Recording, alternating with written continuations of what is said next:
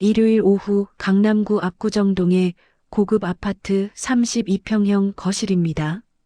창밖으로 한강이 보였습니다. 70대 중반으로 보이는 여성 강순자가 부엌에서 식탁으로 접시를 나르고 있었습니다. 그녀의 손은 여전히 힘이 있어 보였고 허리도 곧았습니다. 흰머리를 단정하게 빗어 넘긴 얼굴엔 주름이 깊었지만 눈빛만큼은 또렷했습니다. 현관문이 열렸습니다. 어머니, 저 왔어요.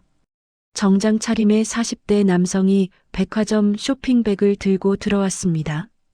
첫째 아들 박현수였습니다. 그는 거실을 둘러보더니 소파에 털썩 앉았습니다. 오늘 백화점 갔다가 딸기 샀어요. 비싼 거.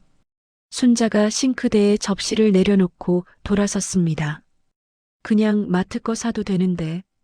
에이, 어머니한텐 최고로 드려야죠. 현수는 말끝을 흐리며 휴대폰을 꺼냈습니다. 화면을 내려다보는 그의 눈엔 피로가 묻어 있었습니다. 순자는 그 모습을 잠깐 바라보다가 부엌으로 다시 들어갔습니다. 10분쯤 지나 또 현관문이 열렸습니다. 형, 또 먼저 왔네? 둘째 박민수였습니다. 캐주얼 재킷 차림의 그는 홍삼 선물 세트를 식탁에 내려놓으며 웃었습니다. 어머니, 요즘 피곤하시죠? 이거 드세요.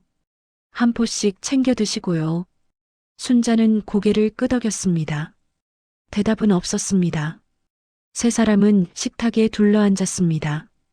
순자가 직접 끓인 된장찌개와 반찬들이 놓였습니다. 민수가 숟가락을 들며 말했습니다. 어머니 요리는 역시 맛있어요. 집에서 먹는 게 제일이에요. 그래. 짧은 대답이었습니다. 순자는 밥을 천천히 떠먹었습니다.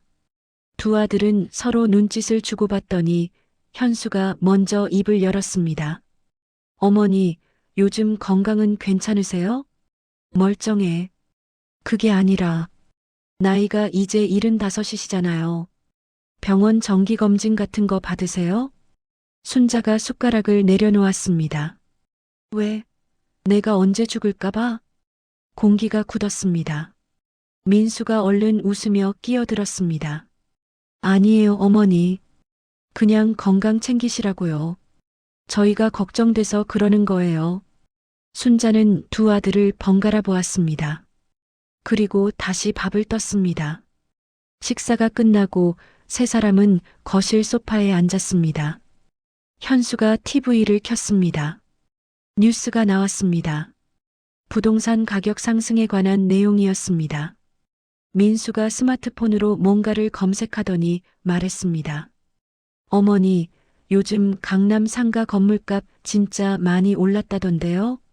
어머니 건물도 많이 올랐겠어요. 순자는 대답하지 않았습니다. 그녀는 창밖을 보고 있었습니다. 한강 위로 석양이 지고 있었습니다. 어머니? 응? 혹시 건물 관리나 세금 문제 같은 거 저희가 좀 도와드리면 안 될까요? 복잡하시잖아요. 순자가 천천히 고개를 돌렸습니다. 아직 내가 정신 멀쩡한데 무슨 소리야. 현수가 손을 저었습니다. 아니, 그런 뜻이 아니라 저희도 배워두면 나중에 좋잖아요. 혹시 모르니까요. 혹시 모르긴 뭘 몰라. 순자의 목소리는 낮았지만 단단했습니다. 두 아들은 입을 다물었습니다. 시계가 오후 4시를 가리켰습니다. 민수가 일어섰습니다. 저 먼저 갈게요, 어머니. 약속이 있어서요. 현수도 따라 일어섰습니다. 저도 가볼게요. 내일 출근해야 해서. 두 사람은 현관으로 향했습니다. 순자는 자리에서 일어나지 않았습니다. 그저 소파에 앉아 창밖을 바라보고 있었습니다. 다음 주에 또 올게요. 문이 닫혔습니다.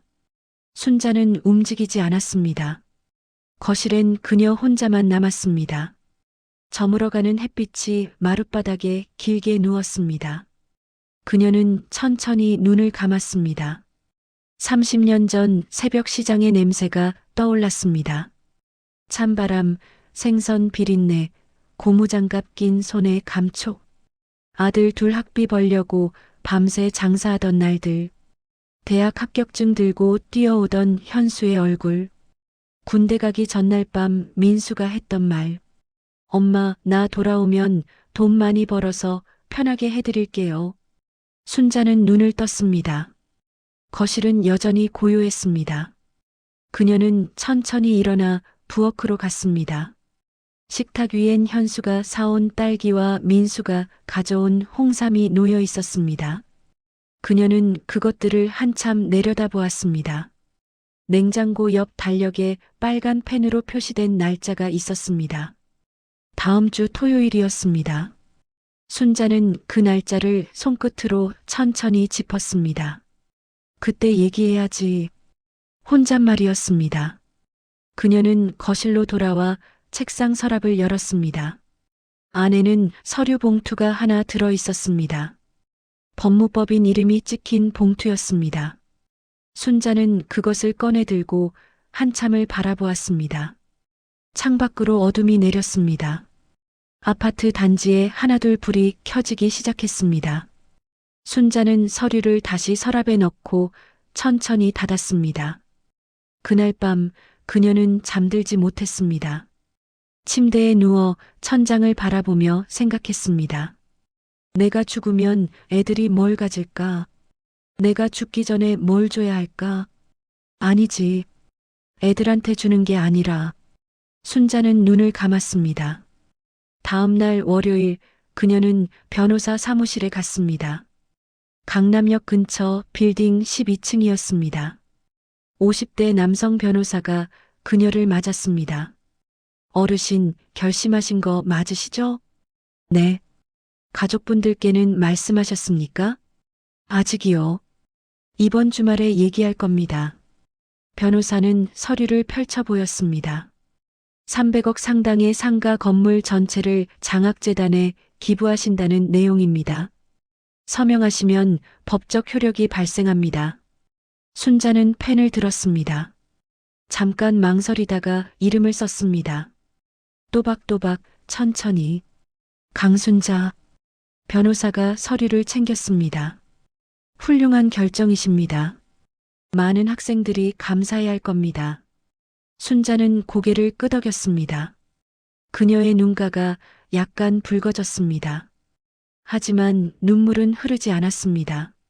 사무실을 나와 엘리베이터를 탔습니다. 거울에 비친 자신의 얼굴을 보았습니다. 주름진 얼굴, 흰 머리, 그리고 여전히 또렷한 눈. 이제 애들한테 말해야지.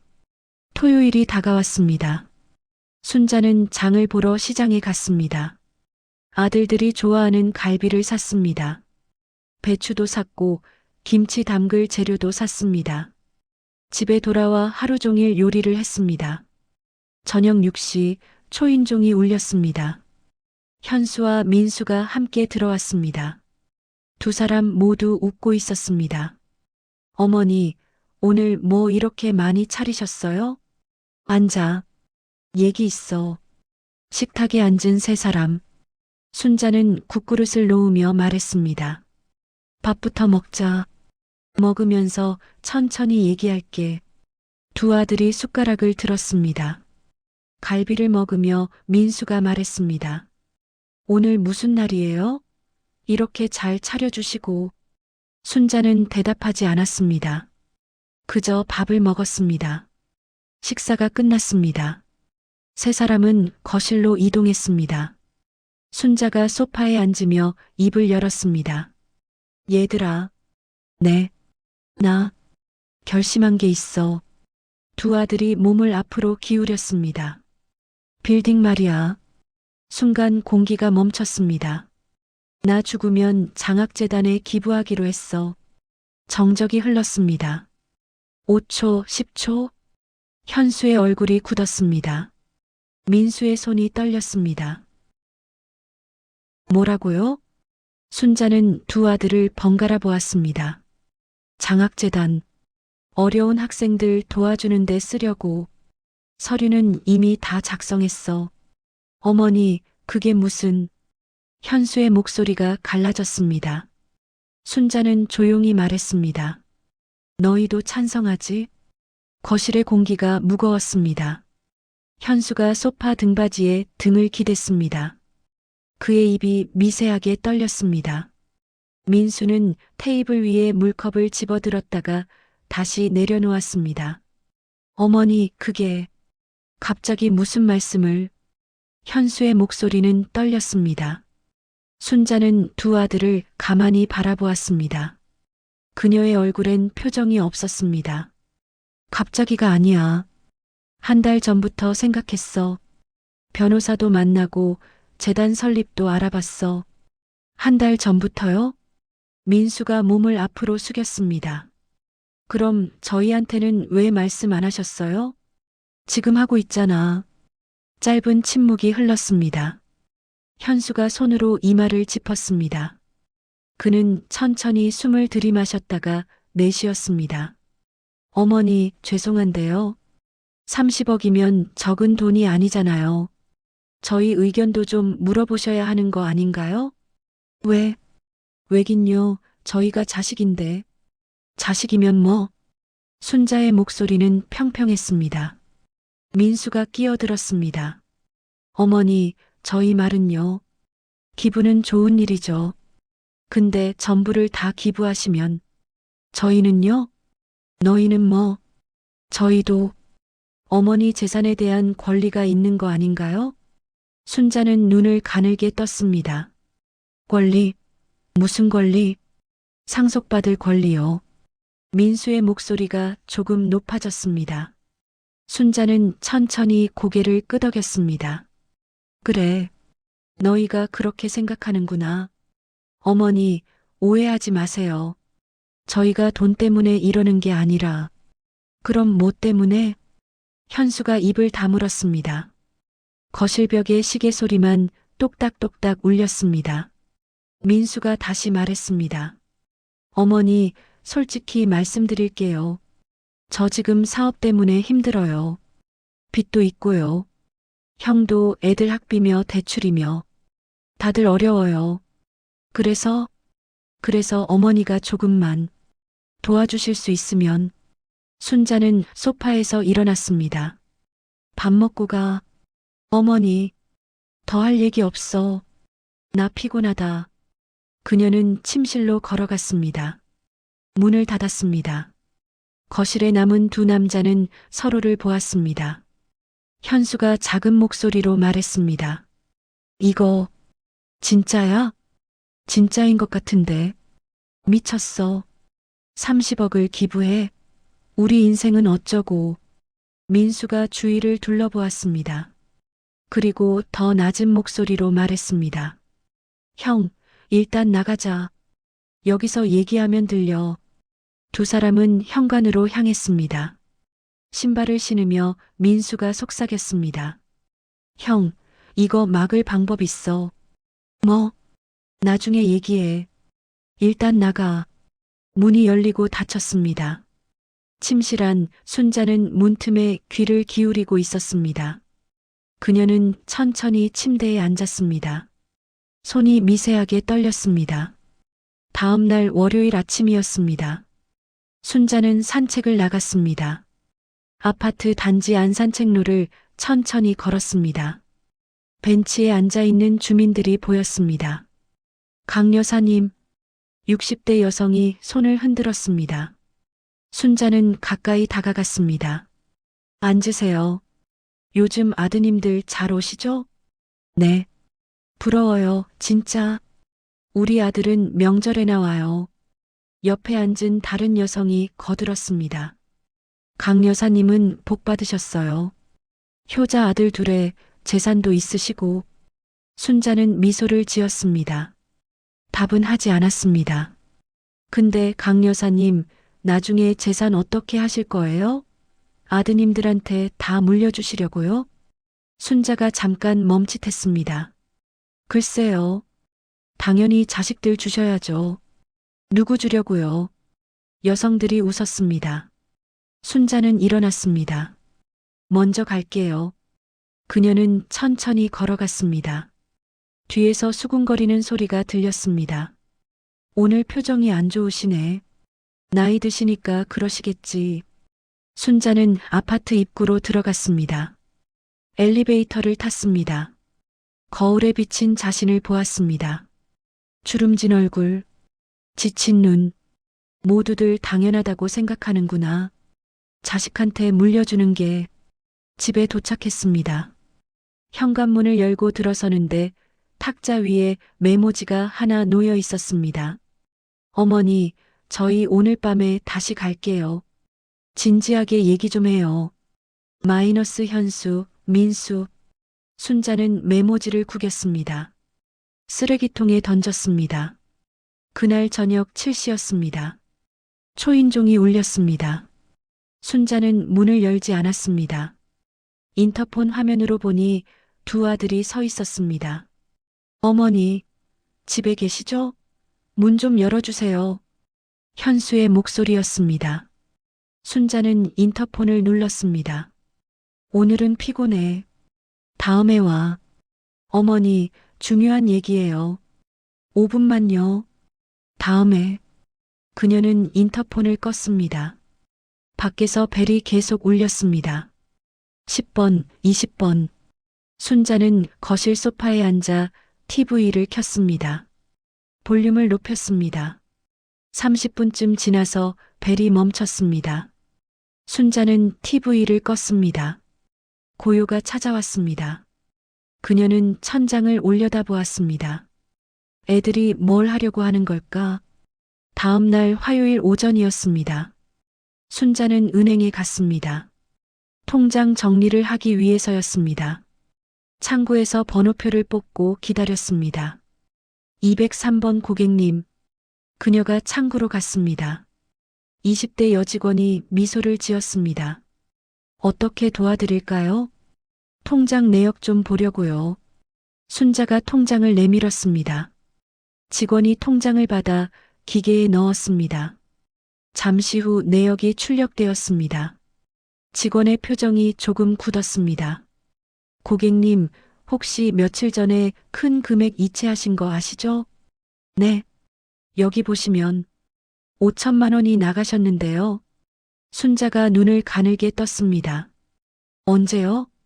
지난 토요일이요. 토요일? 아들들이 집에 왔던 날이었습니다. 누구한테 이체됐는데요? 직원이 화면을 확인했습니다. 박민수님 계좌로요. 순자의 손이 떨렸습니다. 제가 이체한 게 아니에요. 네. 하지만 여기 승인이. 내 폰으로 한 거예요? 아니요. 인터넷 뱅킹으로 하셨네요. 순자는 입술을 깨물었습니다. 토요일 저녁, 내가 침실에 들어가 있을 때 그녀는 일어났습니다. 이거 취소할 수 있어요? 고객님이 직접 승인하신 거라서 어렵습니다.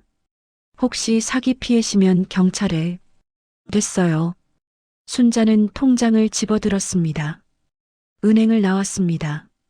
택시를 잡아 타고 민수의 사무실로 갔습니다. 강남역 근처 오피스텔 3층이었습니다. 문을 열고 들어갔습니다. 민수가 책상에 앉아 전화 통화를 하고 있었습니다. 그는 순자를 보고 깜짝 놀랐습니다. 아, 네. 나중에 다시 전화 드릴게요. 전화를 끊었습니다. 어머니, 왜 여기까지? 5천? 네. 5천만 원. 토요일에 내 통장에서 빼간 거. 민수의 얼굴이 굳었습니다. 어머니, 그게. 뭐? 저. 급한 일이 있어서요. 곧 갚을게요. 내 허락도 없이? 어차피 어머니 돈 다 기부하신다며요? 그럼 저희한텐 한 푼도 안 주시는 거잖아요. 순자는 한 걸음 다가갔습니다. 그래서 훔쳐간 거야? 훔친 게 아니에요. 제목 미리 받은 거예요. 네모? 네. 300억 중에 절반은 저희 거잖아요. 그 중에 5천은 아무것도 아니에요. 순자는 아들을 가만히 바라보았습니다. 민수가 계속 말했습니다. 어머니, 솔직히 말씀드릴게요. 저희가 어머니 재산 없으면 어떻게 살아요? 형은 빚이 2억이에요. 저도 사업 자금 필요해요. 근데 어머니는 모르는 사람들한테 다 주신다고요? 그래. 그럼 저희는요? 어머니 자식인 저희는요? 순자는 돌아섰습니다. 다음 주 안에 5천 돌려놔. 어머니. 그녀는 문을 열고 나갔습니다. 복도에서 몇 걸음 걷다가 벽에 손을 짚었습니다. 숨이 가빴습니다. 엘리베이터를 타고 1층으로 내려왔습니다. 밖으로 나오니 햇빛이 눈부셨습니다. 그녀는 천천히 걸었습니다. 카페가 보였습니다. 들어가서 물 한 잔을 달라고 했습니다. 구석 자리에 앉았습니다. 손이 떨렸습니다. 물컵을 들었다가 다시 내려놓았습니다. 내가 뭘 잘못한 걸까? 30년을 키웠는데 밥 굶기지 않으려고 대학 보내려고 그렇게 일했는데 눈물이 날 것 같았습니다. 하지만 흐르지 않았습니다. 그녀는 가방에서 휴대폰을 꺼냈습니다. 현수에게 전화를 걸었습니다. 여보세요? 나야. 어머니, 무슨 일이세요? 너도 아니? 뭐가요? 민수가 내 돈 5천 가져간 거 너도 알고 있었니? 전화 너머로 침묵이 흘렀습니다. 어머니, 민수가 그랬어요? 모르는 척하지 마. 토요일에 너희 둘 다 있었잖아. 저는 정말 몰랐어요. 거짓말. 어머니. 순자는 전화를 끊었습니다. 휴대폰 화면을 내려다보았습니다. 배경화면엔 10년 전 찍은 가족 사진이 있었습니다. 젊은 두 아들이 그녀를 양옆에서 안고 웃고 있는 사진. 그녀는 화면을 깼습니다. 카페를 나와 집으로 돌아왔습니다. 현관문을 열고 들어서는데 거실이 어질러져 있었습니다. 서랍이 열려 있었습니다. 책상 위 서류들이 흩어져 있었습니다. 순자는 침실로 뛰어갔습니다. 옷장을 열었습니다. 제일 윗칸에 넣어둔 도장 상자가 없어졌습니다. 도장? 그녀는 주저앉았습니다. 휴대폰이 울렸습니다. 민수였습니다. 받지 않았습니다. 다시 울렸습니다. 현수였습니다. 역시 받지 않았습니다. 문자가 왔습니다. 어머니, 도장은 저희가 잠깐 보관할게요. 어머니가 이상한 결정하실까봐 걱정돼서요. 걱정 마세요. 마이너스 민수. 순자는 휴대폰을 바닥에 내던졌습니다. 화면이 깨졌습니다. 그녀는 무릎을 안고 웅크렸습니다. 숨소리만 거실에 울렸습니다. 창밖으로 해가 지고 있었습니다. 순자는 바닥에 주저앉아 있었습니다. 깨진 휴대폰 화면에서 빛이 깜빡였습니다. 또 전화가 오고 있었습니다. 그녀는 일어나지 못했습니다. 시간이 얼마나 지났을까요? 창밖이 완전히 어두워졌습니다. 순자는 천천히 몸을 일으켰습니다. 무릎이 욱신거렸습니다. 그녀는 깨진 휴대폰을 주워들었습니다. 화면은 금이 가 있었지만 아직 작동했습니다. 부재중 전화 15통, 문자 8개, 모두 아들들에게서 온 것이었습니다. 어머니, 전화 받으세요. 걱정돼요. 연락 주세요. 어머니, 우리가 나쁜 뜻으로 한 게 아니에요. 순자는 문자를 지웠습니다. 전화번호부를 열었습니다. 현수와 민수의 번호를 찾았습니다. 손가락이 멈췄습니다. 차단할까? 하지만 누르지 못했습니다. 그녀는 휴대폰을 내려놓고 부엌으로 갔습니다. 냉장고를 열었습니다. 먹을 것이 가득했습니다. 하지만 식욕이 없었습니다. 물 한 잔을 따라 마셨습니다. 거실로 돌아왔습니다. 흩어진 서류들을 하나씩 주웠습니다. 정리하다가 손이 멈췄습니다. 부동산 등기부등본이 보였습니다. 300억짜리 상가 건물. 그녀가 20년 동안 모은 전부였습니다. 순자는 서류를 가슴에 안았습니다. 그날 밤 그녀는 잠들지 못했습니다. 다음 날 수요일 아침이었습니다. 순자는 샤워를 하고 깔끔하게 옷을 입었습니다. 거울을 보았습니다. 눈밑이 퀭했습니다. 현관문을 나섰습니다. 엘리베이터를 탔습니다. 1층 로비에서 경비 아저씨가 인사했습니다. 강 여사님, 안녕하세요. 네. 어제 저녁에 아드님들이 오셨던데 만나셨어요? 순자는 고개를 저었습니다. 아니요. 한참 벨 누르시더라고요. 제가 집에 안 계신가 했죠. 네. 그녀는 밖으로 나갔습니다. 택시를 잡아 타고 법무법인으로 갔습니다. 변호사 사무실 앞에서 숨을 고르고 문을 열었습니다. 어르신, 무슨 일이세요? 변호사가 놀란 표정으로 물었습니다. 도장을. 순자의 목소리가 떨렸습니다. 도장을 아들들이 가져갔어요. 변호사는 자리에서 일어났습니다. 가져갔다고요? 언제요? 어제요. 제가 집 비운 사이에. 혹시 동의하셨습니까? 아니요. 몰래 가져간 거예요. 변호사는 심각한 표정이 되었습니다. 그럼 절도죠. 경찰에 신고하셔야 합니다. 제 자식인데 어떻게 신고를? 순자의 목소리가 작아졌습니다. 변호사는 잠시 생각하더니 말했습니다. 어르신, 일단 도장 재발급을 받으셔야 합니다. 그리고 기존 도장은 즉시 폐기 신고하세요. 그래야 나중에 문제가 안 생깁니다. 문제요? 아드님들이 그 도장으로 뭔가 할 수도 있어요. 서류 위조라든지. 순자는 숨이 막혔습니다. 설마요. 어르신, 지금 상황이 심각합니다. 무단으로 통장에서 돈을 빼가고 도장까지 가져갔다는 건. 변호사는 말을 멈췄습니다. 순자는 의자에 앉았습니다. 다리에 힘이 풀렸습니다. 제가 뭘 해야 하죠? 일단 도장부터 처리하시고요.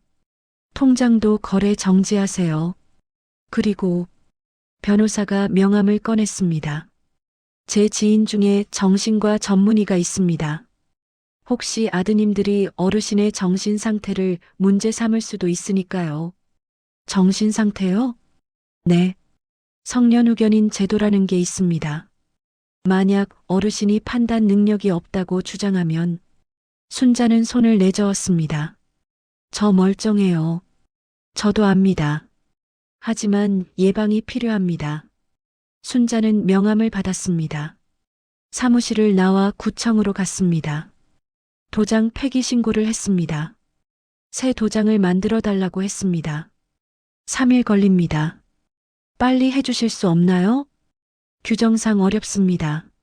순자는 고개를 끄덕였습니다. 은행으로 갔습니다. 통장 거래 정지를 신청했습니다. 고객님, 거래 정지하시면 입출금이 전혀 안 됩니다. 괜찮아요. 혹시 무슨 문제라도 그냥 해주세요. 직원은 서류를 처리했습니다. 순자는 은행을 나왔습니다. 횡단보도를 건너다가 비틀거렸습니다. 옆 사람이 부축했습니다. 괜찮으세요? 네, 괜찮아요. 그녀는 벤치에 앉았습니다. 하늘을 올려다보았습니다. 구름이 빠르게 흘러갔습니다. 휴대폰이 울렸습니다. 현수였습니다. 순자는 전화를 받았습니다. 어머니, 뭐? 어머니, 저희 만나서 얘기 좀 해요. 이러면 안 되잖아요. 할 얘기 없어. 어머니, 제발요. 저희가 잘못했어요. 도장도 돌려드릴게요. 돈은? 그것도 최대한 빨리 갚을게요. 언제? 전화 너머로 침묵이 흘렀습니다. 어머니, 저희 입장도 좀 생각해 주세요. 저희도 살아야 하잖아요. 너희 입장? 순자의 목소리가 높아졌습니다. 30년 동안 너희 키우면서 내 입장은 생각 안 하더니? 어머니, 새벽 4시에 일어나서 시장 가고 밤 11시에 들어와서 너희 밥 차려주고 그게 다 뭐였어? 너희 입장 생각 안 하고 한 거였어? 어머니, 그건 다음 주 금요일까지 5천 돌려놔. 그리고 도장도. 안 그러면 경찰 신고한다. 순자는 전화를 끊었습니다. 손이 떨렸습니다. 숨이 가빴습니다. 주변 사람들이 그녀를 쳐다보았습니다. 순자는 일어나서 걸었습니다. 어디로 가는지도 모르고 걸었습니다. 한참을 걷다가 공원이 나왔습니다. 벤치에 앉았습니다. 노인들이 운동을 하고 있었습니다. 여보게, 자네 딸은 효녀라면서? 그럼 매달 용돈도 보내주고. 부럽네. 우리 아들은 명절 때나 연락 오더군. 자식 농사가 중요한 거야. 순자는 그들의 대화를 들었습니다. 자식 농사. 그녀는 쓴웃음을 지었습니다. 집으로 돌아왔습니다. 오후 3시였습니다. 현관문을 여는데 안에서 인기척이 들렸습니다. 순자는 멈췄습니다. 문을 열었습니다. 거실에 현수와 민수가 앉아 있었습니다. 어떻게 들어왔어? 민수가 일어났습니다. 비밀번호 알잖아요. 나가. 어머니, 얘기 좀 해요. 나가라고. 현수도 일어났습니다. 어머니, 저희 진심으로 사과하러 왔어요. 도장도 가져왔고요. 그는 테이블 위에 도장 상자를 올려놓았습니다. 순자는 상자를 보았습니다. 손을 뻗다가 멈췄습니다. 돈은? 그건 조금만 시간을 주세요. 얼마나? 한 달만요. 안 돼. 어머니. 민수가 다가왔습니다. 어머니, 솔직히 말씀드릴게요. 저희 지금 형편이 정말 안 좋아요. 당장 갚을 돈이 없어요. 그건 내 문제가 아니야. 어머니가 우리 엄마잖아요. 민수의 목소리가 높아졌습니다. 엄마면 자식 도와줘야 하는 거 아니에요? 모르는 사람들한테 30억 주면서 왜 자식들은 안 도와줘요? 순자는 아들을 가만히 바라보았습니다. 너희가 지금 날 뭘로 보는 거니? 엄마로 봐요. 거짓말. 너희 눈엔 내가 돈으로만 보이잖아. 어머니, 나가. 지금 당장. 현수가 중간에 들어섰습니다. 어머니, 진정하세요. 우리 차분하게 얘기해요. 할 얘기 없어. 나가. 어머니, 이러시면. 현수가 말을 멈췄습니다. 순자가 물었습니다. 이러면 뭐? 아무것도 아니에요. 말해봐. 이러면 뭐? 현수는 입술을 깨물었습니다.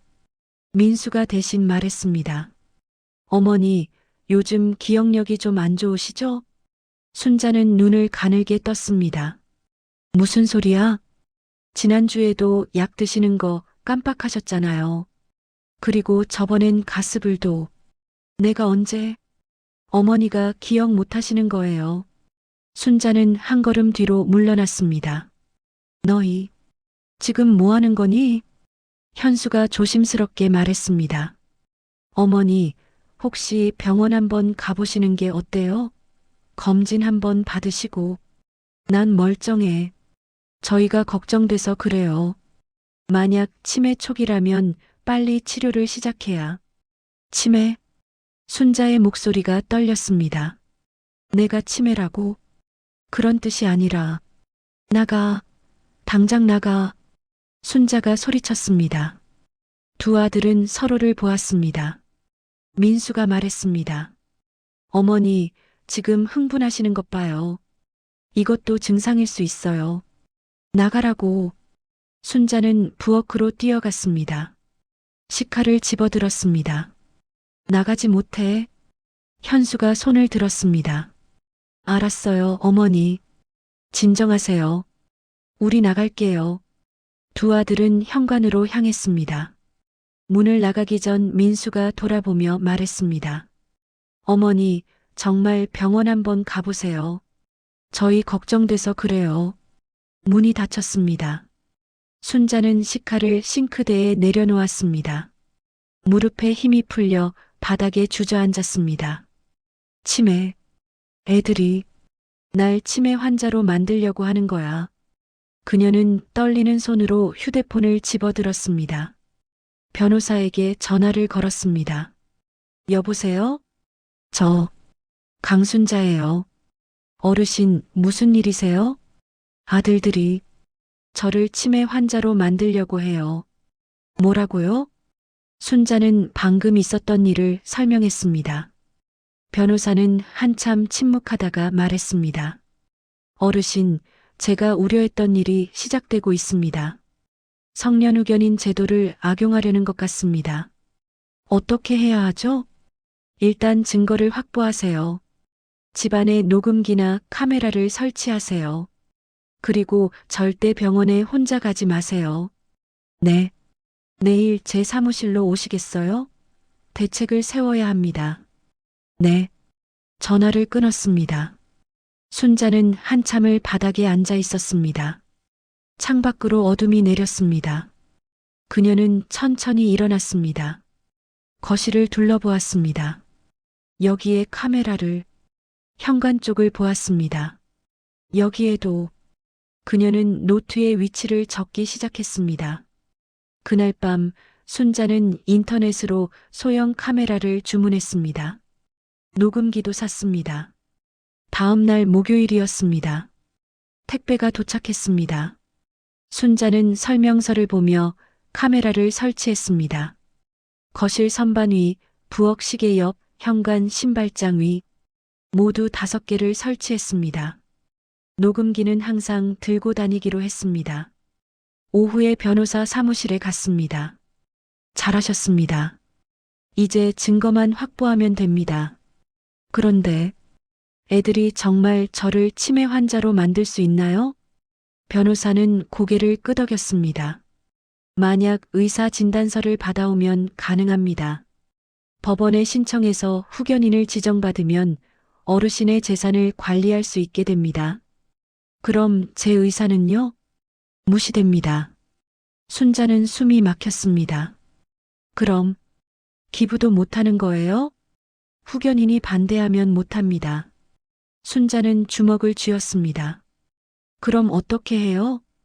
일단 아드님들이 움직이기 전에 기부 서류를 완료하세요. 그리고 건강진단서를 받아두세요. 어르신이 정상이라는 증거가 필요합니다. 알겠습니다. 집으로 돌아와 서류를 꺼냈습니다. 기부 계약서. 하지만 도장이 없었습니다. 아직 안 나왔지. 그녀는 구청에 전화했습니다. 내일 오후에 찾으실 수 있습니다. 고맙습니다. 금요일이 되었습니다. 순자는 구청에 가서 새 도장을 받았습니다. 변호사 사무실로 달려가 서류에 도장을 찍었습니다. 이제 됐습니다. 법적으로 완료됐습니다. 순자는 안도의 한숨을 쉬었습니다. 정말요? 네. 이제 누구도 막을 수 없습니다.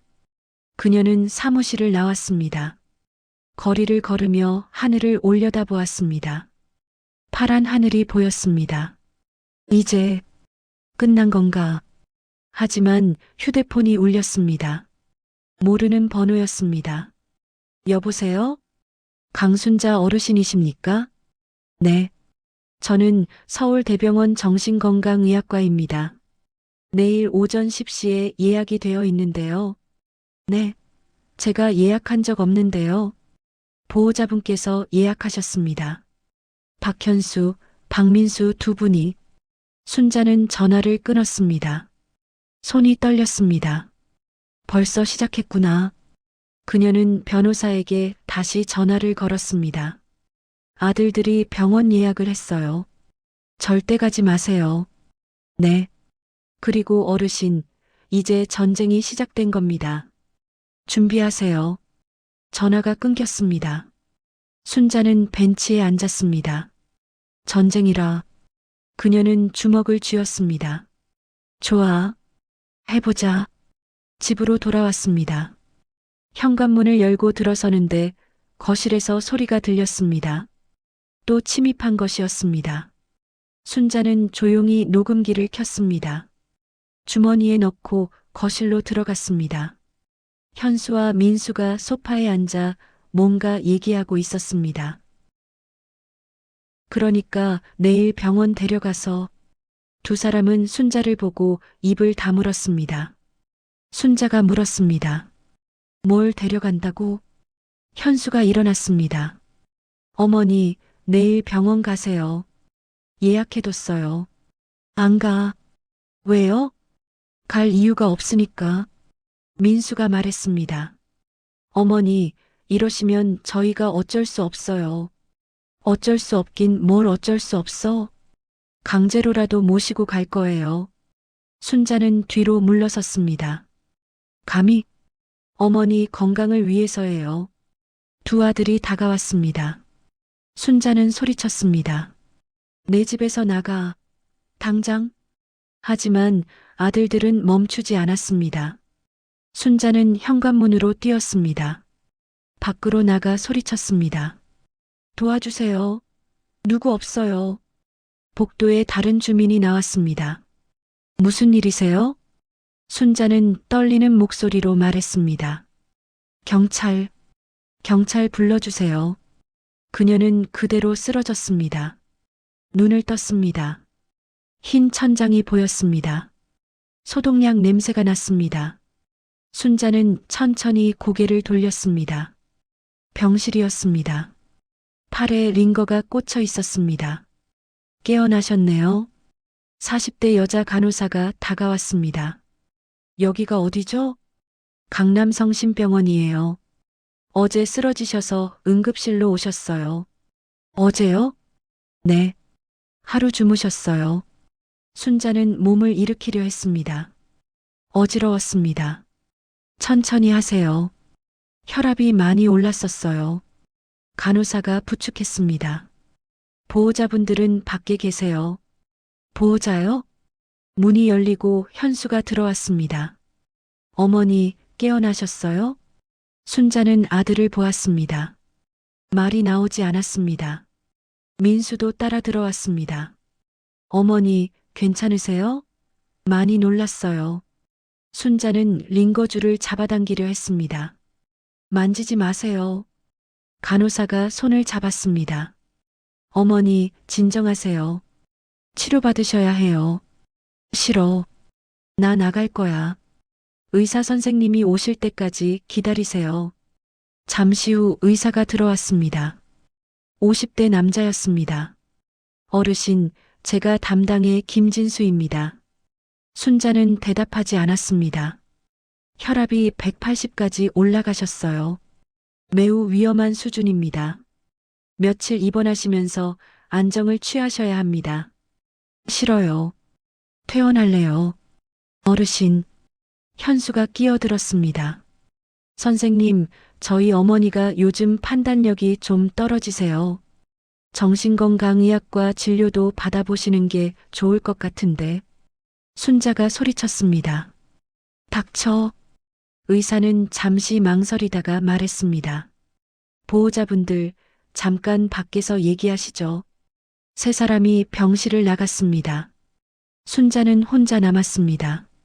창밖을 보았습니다. 5층이었습니다. 다른 건물들이 보였습니다. 어떻게 나가지? 그녀는 링거를 보았습니다. 혈압약과 안정제가 들어가고 있었습니다.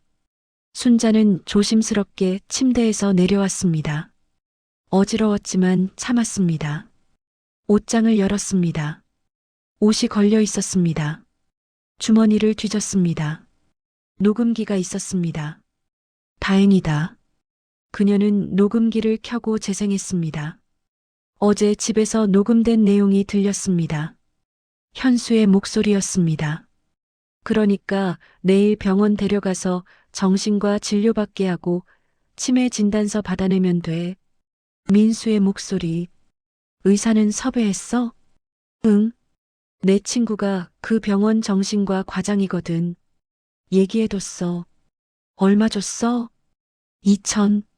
그 정도면 확실히 해주겠네. 당연하지. 진단서만 받으면 법원에 후견인 신청하고 그럼 재산 관리는 우리가 하는 거야. 기부는 무효 처리하면 돼. 치매 환자가 한 계약은 법적 효력 없으니까. 웃음소리가 들렸습니다. 순자는 녹음기를 껐습니다. 손이 떨렸습니다. 분노가 아니었습니다. 슬픔이었습니다. 정말 이럴 수가. 문이 열렸습니다. 현수가 들어왔습니다. 혼자였습니다. 어머니. 순자는 녹음기를 주머니에 넣었습니다. 왜? 저 진심으로 사과드리려고요. 사과?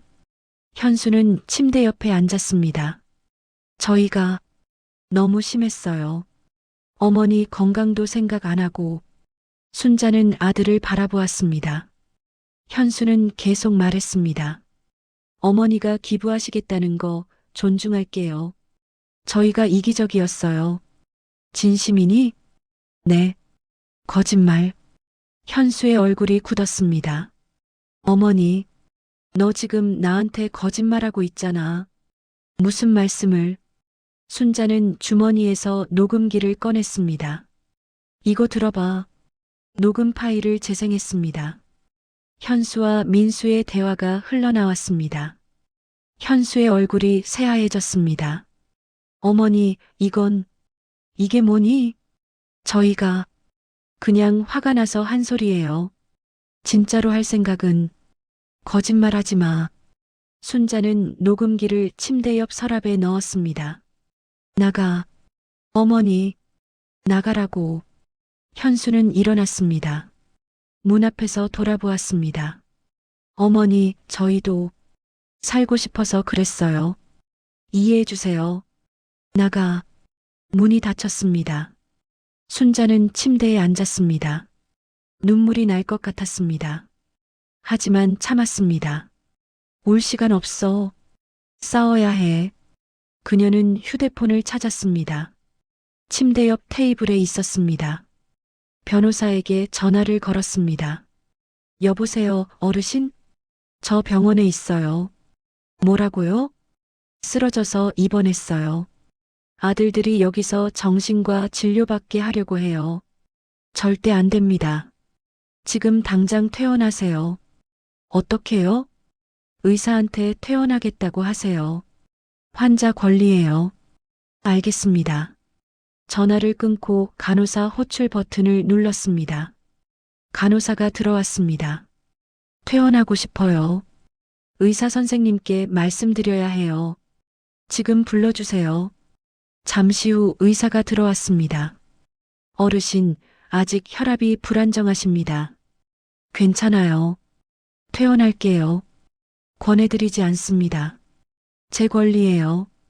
의사는 한숨을 쉬었습니다. 자해 퇴원 서류에 서명하셔야 합니다. 할게요. 서류가 왔습니다. 순자는 서명했습니다. 링거를 빼고 옷을 입었습니다. 병실을 나와 복도로 갔습니다. 엘리베이터 앞에서 민수를 마주쳤습니다. 어머니, 어디 가세요? 비켜. 퇴원하시면 안 돼요. 몸 상태가. 비키라고.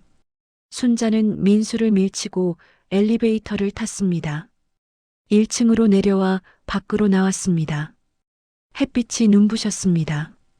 택시를 잡아 타고 변호사 사무실로 갔습니다. 어르신. 변호사가 놀라서 일어났습니다. 괜찮으세요? 네. 순자는 녹음기를 내밀었습니다. 이거 들어보세요. 변호사는 녹음을 들었습니다. 얼굴이 굳어졌습니다. 이건 명백한 사기 음모입니다. 이걸로 뭘 할 수 있어요? 경찰에 신고할 수 있습니다. 그리고 법원에 제출하면. 변호사는 잠시 생각했습니다. 어르신, 이제 공격할 차례입니다. 공격이요? 네. 지금까지는 방어만 했죠. 이제는 역공을 해야 합니다. 변호사는 메모지를 꺼냈습니다. 일단 경찰서에 가서 고소장을 제출하세요. 사기 미수, 재산 침해, 불법 침입 등으로요.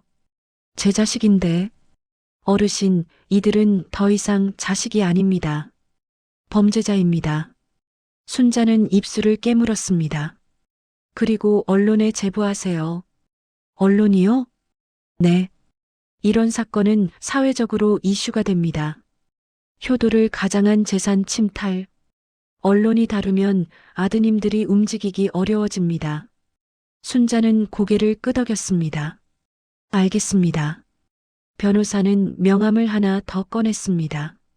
제 지인 기자입니다. 연락하세요. 순자는 명함을 받았습니다. 사무실을 나와 경찰서로 갔습니다. 민원실에 앉아 고소장을 작성했습니다. 손이 떨렸습니다. 하지만 멈추지 않았습니다. 피고소인 박현수, 박민수, 혐의 사기 미수, 재산 침해, 불법 침입, 강요 미수. 순자는 펜을 놓았습니다. 정말 이렇게까지 해야 하나. 하지만 녹음기를 보았습니다. 애들이 먼저 시작했어. 고소장을 제출했습니다. 경찰관이 받아보았습니다. 녹음 파일 있으시죠? 네. 제출해 주세요. 증거로 쓰겠습니다. 순자는 녹음기를 건넸습니다. 복사해서 돌려드릴게요. 감사합니다.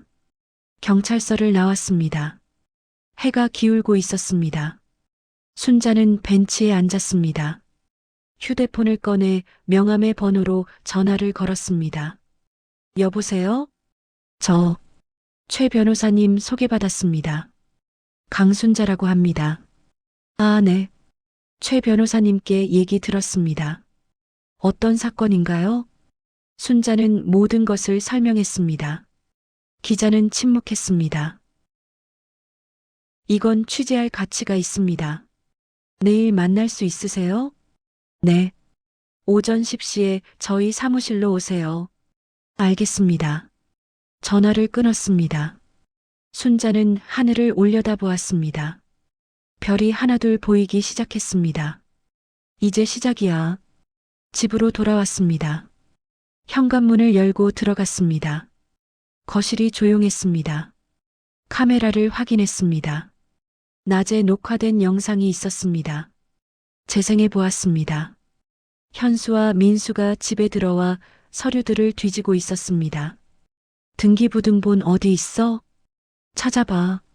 장학재단 계약서는? 그것도. 두 사람은 서랍을 열고 책상을 뒤졌습니다. 없네. 변호사한테 맡겼나 봐. 어쩌지? 일단 엄마 통장부터 찾자. 영상이 끝났습니다. 순자는 다음 영상을 재생했습니다. 저녁 때 녹화된 것이었습니다. 현수가 전화 통화를 하고 있었습니다. 응, 엄마가 퇴원했어. 어떻게 알았는지. 지금 찾고 있어.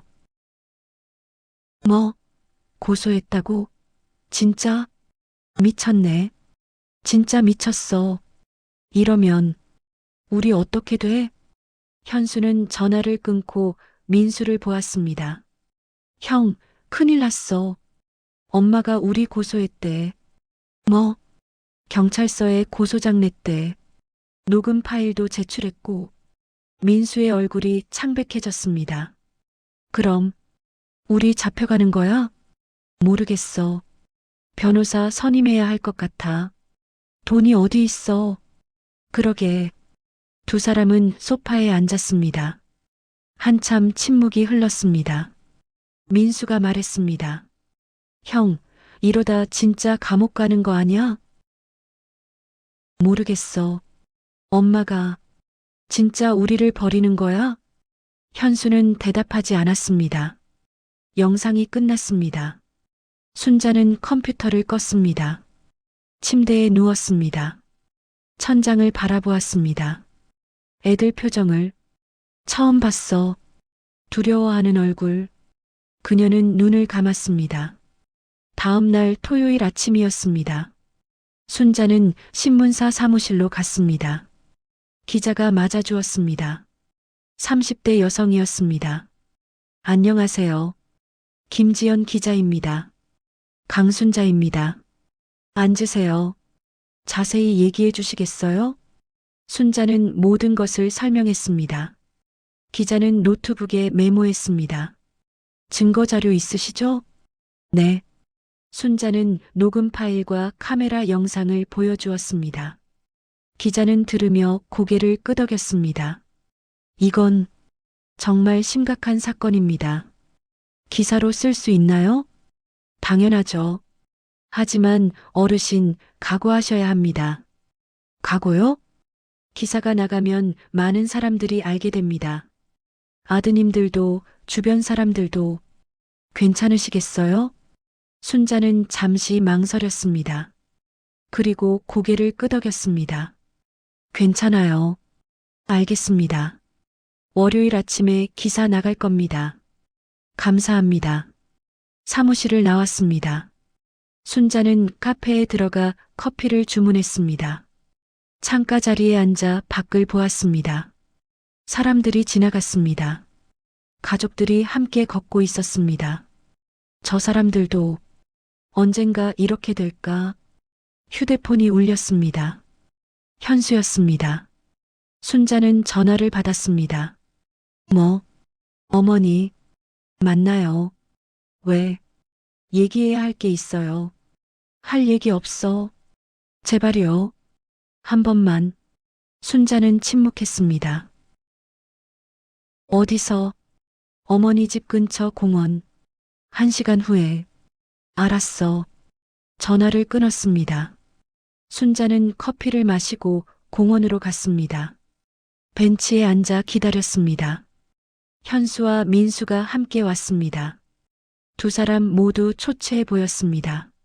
어머니, 순자는 대답하지 않았습니다. 현수가 무릎을 꿇었습니다. 어머니, 저희가 잘못했어요. 진심으로 사과드려요. 민수도 따라 무릎을 꿇었습니다. 어머니, 고소 취하해 주세요. 제발요.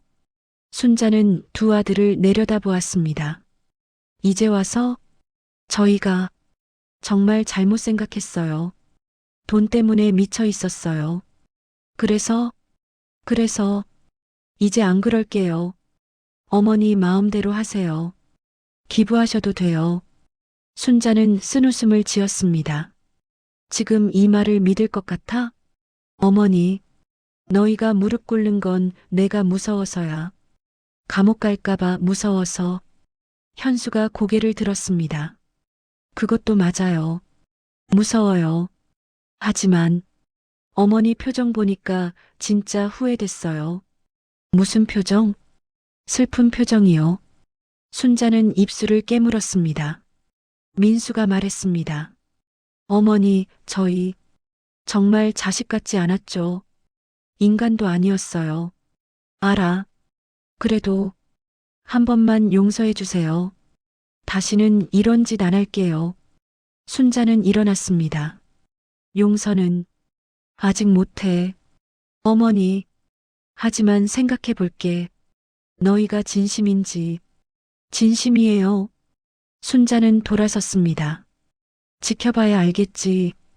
그녀는 걸어갔습니다. 뒤에서 두 아들의 목소리가 들렸습니다. 어머니, 어머니. 순자는 돌아보지 않았습니다. 하지만 눈가가 뜨거웠습니다. 6개월이 지났습니다. 가을이 왔습니다. 순자는 재단 사무실에서 서류를 정리하고 있었습니다. 문이 열리고 현수가 들어왔습니다. 어머니, 이번 달 장학생 선발 끝났어요. 수고했어. 15명이나 돼요. 작년보다 5명 늘었어요. 순자는 미소를 지었습니다. 민수도 들어왔습니다. 손에 서류 봉투를 들고 있었습니다. 어머니, 이번에 기업 후원도 들어왔어요. 그래. 네. 삼성에서 5천만 원 후원하겠대요. 순자는 놀란 표정을 지었습니다. 정말? 네. 저희 재단 기사 보고 감동받았다고 하더라고요. 현수가 덧붙였습니다. 이제 더 많은 학생들 도울 수 있겠어요. 순자는 의자에 앉았습니다. 고맙구나. 너희가 열심히 해줘서. 아니에요. 저희가 해야 할 일이에요. 민수가 시계를 보았습니다. 어머니, 점심시간인데 같이 먹어요. 그래. 세 사람은 사무실 근처 식당으로 갔습니다. 김치찌개를 시켰습니다. 밥을 먹으며 현수가 말했습니다. 어머니, 요즘 건강은 괜찮으세요? 응, 멀쩡해. 병원 검진은 받으셨어요? 지난주에 갔다 왔어. 의사가 20년 젊다고 하더라. 민수가 웃었습니다. 그럼 100살까지 사시겠네요. 그래야지. 너희 애들 얼굴 봐야 하는데. 두 아들이 서로를 보았습니다. 애들이요? 응. 손주. 언제 줄 거야? 현수가 머리를 긁었습니다.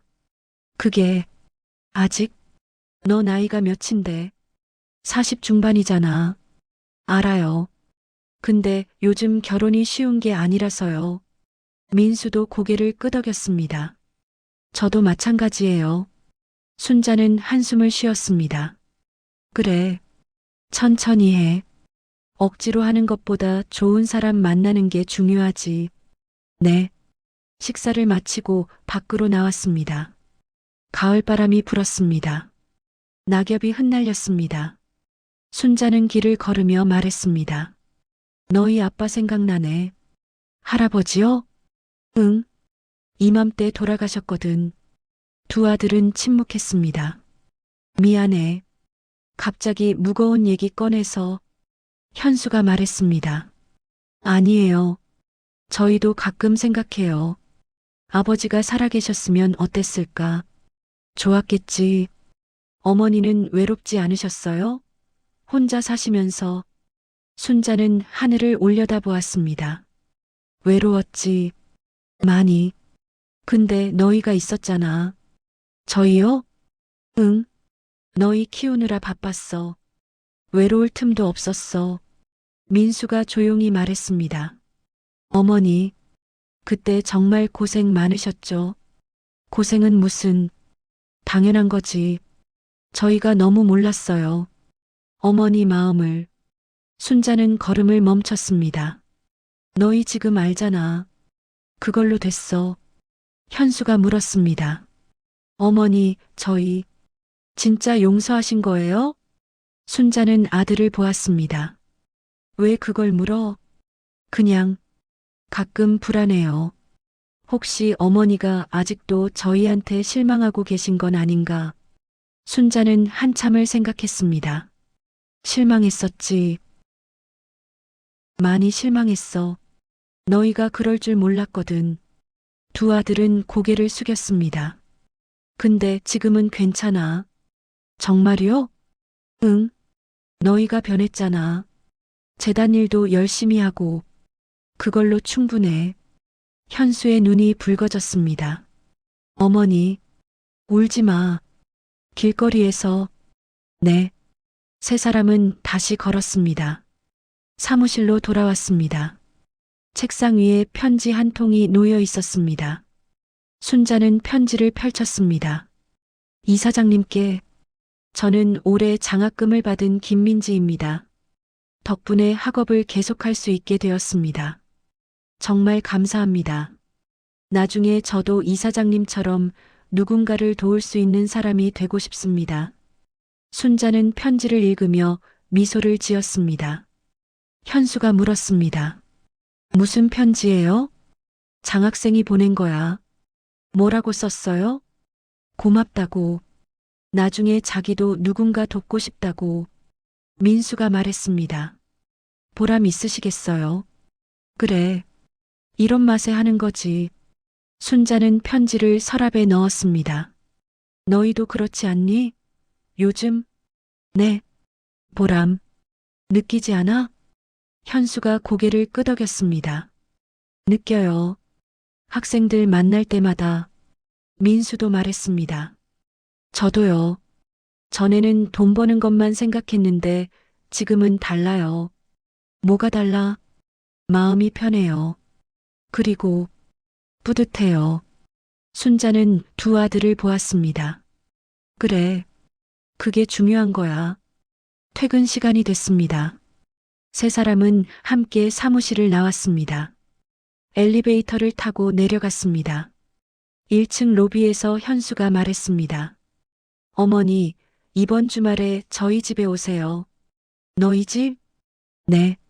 식구들이랑 같이 식사해요. 식구들? 민수가 덧붙였습니다. 저희 둘이 각자 집들이에요. 어머니 초대하고 싶어요. 순자는 잠시 망설였습니다. 그래, 갈게. 진짜요? 토요일 괜찮으세요? 응, 좋아요. 제가 모시러 갈게요. 세 사람은 밖으로 나왔습니다. 해가 지고 있었습니다. 어머니, 집까지 모셔다 드릴게요. 괜찮아. 버스 타고 갈게. 그래도 너희도 피곤할 텐데. 집에 가서 쉬어. 알겠습니다. 조심히 들어가세요. 순자는 버스 정류장으로 걸어갔습니다. 뒤돌아보니 두 아들이 손을 흔들고 있었습니다. 그녀도 손을 흔들었습니다. 버스가 왔습니다. 순자는 버스에 올랐습니다. 창가 자리에 앉았습니다. 창밖으로 도시의 풍경이 지나갔습니다. 사람들이 걷고 있었습니다. 가족들이 함께 저녁을 먹으러 가는 모습도 보였습니다. 우리도 이제 저렇게 됐구나. 버스가 목적지에 도착했습니다. 순자는 내려서 집으로 걸어갔습니다. 아파트 단지가 보였습니다. 엘리베이터를 타고 올라갔습니다. 현관문을 열고 들어갔습니다. 거실은 조용했습니다. 순자는 불을 켰습니다. 소파에 앉아 TV를 켰습니다. 뉴스가 나왔습니다. 장학재단을 통한 나눔 문화가 확산되고 있습니다. 특히 개인이 설립한 재단들이 눈에 띄게 늘었는데요. 순자는 리모컨을 내려놓았습니다. 우리 재단도 저렇게 알려졌구나. 휴대폰이 울렸습니다. 변호사였습니다. 어르신, 안녕하세요. 네. 내일 재단 이사회 있는 거 아시죠? 알아요. 그리고 한 가지 더 말씀드릴 게 있어요. 뭔데요? 교육부에서 저희 재단을 우수재단으로 선정했대요. 정말요? 네. 축하드립니다. 순자는 미소를 지었습니다. 고맙습니다. 어르신 덕분입니다. 좋은 결정하셨어요. 전화를 끊었습니다. 순자는 창밖을 보았습니다. 밤하늘에 별이 반짝였습니다. 이제 정말 잘 된 거구나. 그녀는 침실로 갔습니다. 옷장을 열어 오래된 상자를 꺼냈습니다. 안에는 사진들이 들어 있었습니다. 젊은 시절 사진, 남편과 함께 찍은 사진, 아들들 어릴 적 사진. 순자는 사진들을 하나씩 보았습니다. 여보, 우리 애들, 이제 괜찮아. 혼잣말이었습니다. 고생 많이 했지만, 결국 잘 됐어. 그녀는 사진을 다시 상자에 넣었습니다. 침대에 누웠습니다. 천장을 보았습니다. 내일은 또 어떤 일이 있을까? 눈을 감았습니다. 편안한 잠이 찾아왔습니다. 토요일이 왔습니다. 순자는 깔끔하게 옷을 입었습니다. 현수가 차를 몰고 왔습니다. 어머니, 타세요. 응. 차가 출발했습니다. 어디로 가는 거야? 형네 집이요. 형수님이 음식 많이 준비했대요. 형수? 너 형수 있었어? 현수가 웃었습니다. 아, 제 와이프요. 어머니한테 인사드린 지 오래됐는데. 그랬구나. 30분쯤 달려서 아파트에 도착했습니다. 엘리베이터를 타고 15층으로 올라갔습니다. 문을 열고 들어갔습니다. 거실에 30대 여성이 서 있었습니다. 어머님, 어서 오세요. 그래. 편하게 앉으세요. 음식 곧 나와요. 순자는 소파에 앉았습니다. 테이블 위에 음식들이 차려져 있었습니다. 이렇게까지 준비 안 해도 되는데. 아니에요. 어머님 오시는데 당연하죠. 민수도 도착했습니다. 어머니, 왔구나. 5사람이 식탁에 둘러앉았습니다. 음식을 먹으며 현수의 아내가 말했습니다. 어머님, 재단 일 정말 대단하세요. 아니야. 별거 아니야. 저도 학생 때 장학금 받았거든요. 그게 얼마나 큰 도움이 되는지 알아요. 순자는 고개를 끄덕였습니다. 그래. 그래서 하는 거야. 민수가 말했습니다. 어머니, 저희도 나중에 재산 생기면 기부할게요. 그래. 좋지. 어머니 보고 배웠어요. 순자는 미소를 지었습니다. 식사가 끝났습니다. 거실에서 차를 마시며 현수가 물었습니다. 어머니, 행복하세요? 순자는 잠시 생각했습니다. 응, 행복해. 정말요? 응, 지금이 제일 좋아. 저희 때문에 힘드셨을 텐데. 이제 그런 얘기 그만해. 다 지나간 일이야. 민수가 말했습니다. 어머니, 저희 앞으로 더 잘할게요. 알아. 너희 믿어. 현수의 눈이 붉어졌습니다. 어머니, 사랑해요. 민수도 따라 말했습니다. 저도요.